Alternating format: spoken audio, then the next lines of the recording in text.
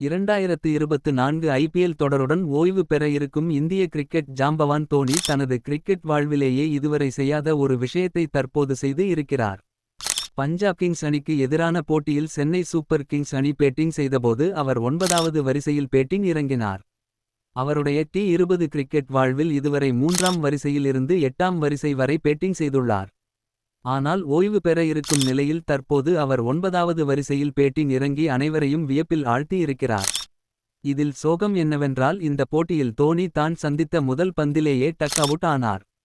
அதனால் சிஎஸ்கே ரசிகர்கள் பெரும் ஏமாற்றம் அடைந்தனர். இந்த போட்டியில் முதலில் சிஎஸ்கே அணி பேட்டிங் செய்தது. சிஎஸ்கே அணி விரைவாக விக்கெட்களை இழந்த நிலையில் தோனி 7 அல்லது 8வது வரிசையில் பேட்டிங் இறங்குவார் என அனைவரும் ஆவலாக எதிர்பார்த்து இருந்தனர். ஆனால் அவர் அப்போது பேட்டிங் இறங்கவில்லை. மிச்சல் சாண்ட்னர் மற்றும் ஷர்துல் தாக்கூர் போன்ற பந்துவீச்சாளர்கள் தான் 7 மற்றும் 8ஆம் வரிசையில் பேட்டிங் இறங்கினர். பின் 9வது வரிசையில் தான் பேட்டிங் செய்ய வந்தார் தோனி. அவருக்கு முழங்காலில் அறுவை சிகிச்சை செய்து இருப்பதால் அவரால் தொடர்ந்து ரன் ஓட முடியாது என கூறப்படுகிறது. அதனால் 19வது ஓவரில் தான் தோனி களமிறங்கினார். அவர் வழக்கம் போல கடைசி ஓவரில் சிக்சர்களாக அடிப்பார் என ரசிகர்கள் எதிர்பார்த்தனர். ஆனால் அவர் தான் சந்தித்த முதல் பந்தில் ஆட்டம் இழந்தார்.